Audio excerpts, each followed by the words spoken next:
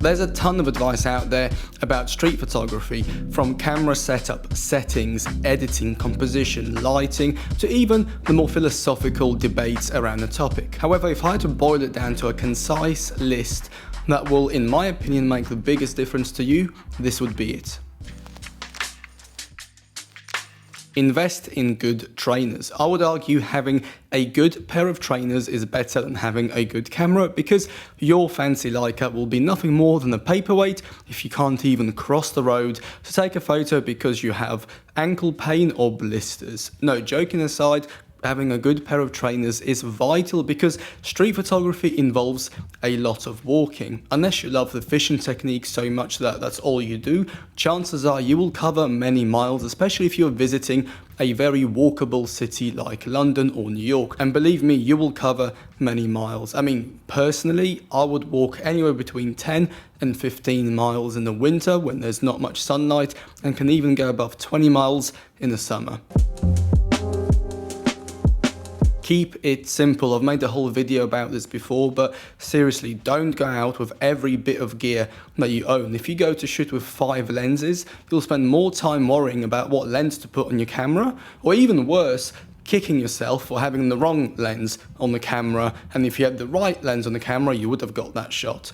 So go out with maximum 1 or 2 primes, or if you can't decide, bring a zoom and a 50mm prime, and then just stop worrying about what lens to have. Just use the lens that you have on the camera, because you will not be worrying about missing the shot at 200mm when you only have a 35mm lens with you. However, if you have anything from 8mm to 200mm, I can guarantee you most of your attention will be going on what lens should I put on for this particular location. Oh no, it's the wrong lens. Oh no, I've missed the shot. Learn your gear inside out.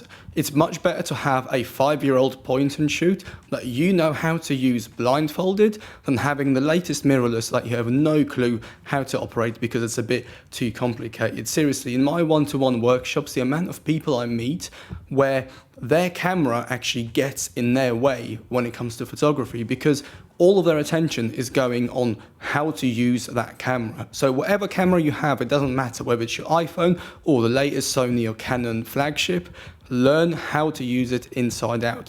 Get to a point where using your camera is completely subconscious. You can do it blindfolded, because when you can, then you will get out of your own way. Your camera will get out of your way, and your attention will be on where you are, what's happening around you, and not how to focus. This is also a very convenient time to plug today's video sponsor, which is myself. If you own a Fuji X-T3, X-T4, X100V, I have made detailed camera settings and setup guides that you can get from my website in order to learn more about your camera. If that's something that interests you, the link is down below. Thanks for the support. One of the most important and probably most underrated skills you can have as a street photographer is the ability to just observe the world around you and to read the room. So what I mean by that is the ability to look at, let's say, a particular scene in the city and see how people move, see how things interact within a city. And over time, as you develop this skill, you can pretty much predict what might happen. If you see a very interesting character walking down the street, judging by their body language and positioning, you can have a good guess which direction they might go in. And then you can put yourself in the right position in order to get the right light, the right composition, and capitalize on that situation. Whereas if you can't observe, then you'll probably miss it. I can also extend this to being able to read the room. And what I mean by that is having a good gut feeling about where you are and whether you're welcome or not. You know, sometimes you'll be walking around, let's say a market, taking photos, and you can just sense that the people don't want their photos taken and that you're not welcome there. Having a good gut feeling about this will potentially stop any confrontations from happening, because you know if you're not welcome, put your camera away, just observe, or leave if you want to take photos somewhere else. But on the other side, this can also work in your favor, because you can read if someone is welcoming you, and maybe you can capitalize on that situation by approaching that person and asking for a portrait, or just making the most of a welcoming, let's say, scenario when you're out and about. To tag along from the previous point, I would say developing your people skills is very important. Look, street photography is a people-based endeavor. You are in cities, in busy, populated places, and if you're taking photos of people, sooner or later you will have to interact with these people.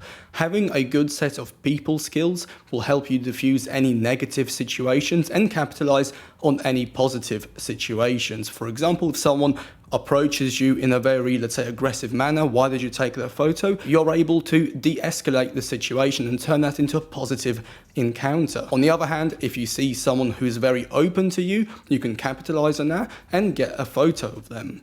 Now, some people will say, oh yeah, but I'm introverted. Look, so am I, and it's a shit excuse, because at the end of the day, if that's your attitude, that you're just introverted, therefore you can't do this, then you're not really going to get very far with photography or in life in general. So my honest advice is learn about people skills, read books, do online courses, and just get as much information as you can. And then when you head out, start small. Maybe just smile at people and then they will smile back at you. And over time, you will build up this confidence. Honestly, people skills and my previous point about being able to read the room and observe are so important. Stay curious. Now, I am very guilty of this, and I have a certain route in London, I have a certain style, a certain type of photo that I will go for because I know I can get results. However, I have to keep reminding myself to always stay curious, always try new things, always try a new way to photograph the same things. If I'm walking around the city and I see a particular bit of light or something interesting that catches my eye, even if it's not in line with what I would usually photograph, I would still force myself to go and have a look, because by staying curious to the world around us, that's how we develop over time.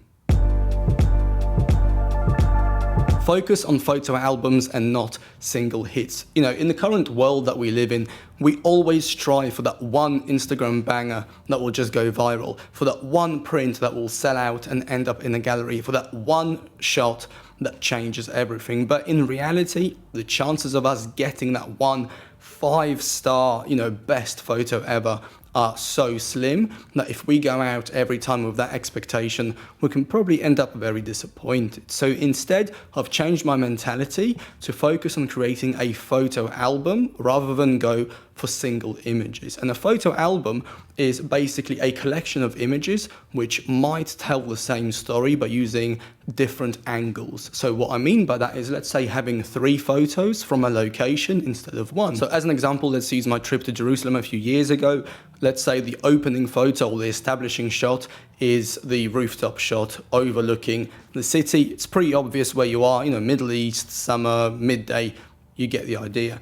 The second photo is a subject photo. This is something that's of interest within that album. So in my case, it could be the people of Jerusalem that I've seen walking up and down. And the final shot will be a detail shot or something interesting about or quirky about that location, which on its own does not make any sense. But when you put it together as an album, it really makes sense. So for instance, it could be the photo of a cat or a photo of the guy making the pomegranate juice. It was actually really good juice.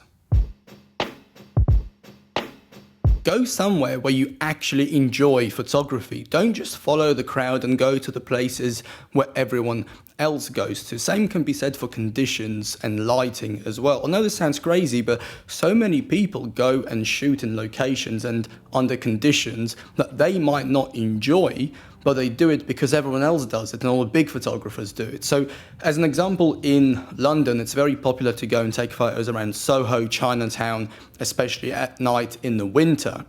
However, for me personally, it's just not my cup of tea. I tried it, I got a few decent photos, but honestly, I didn't enjoy it, because to me, walking around Soho on a Friday night, which is full of drunks and loud people, is my idea of hell. At the end of the day, you need to enjoy what you're doing, because if you don't enjoy being there, you're not going to see it through. So prioritize going to places that you actually want to visit and shoot in the conditions that you actually enjoy shooting in.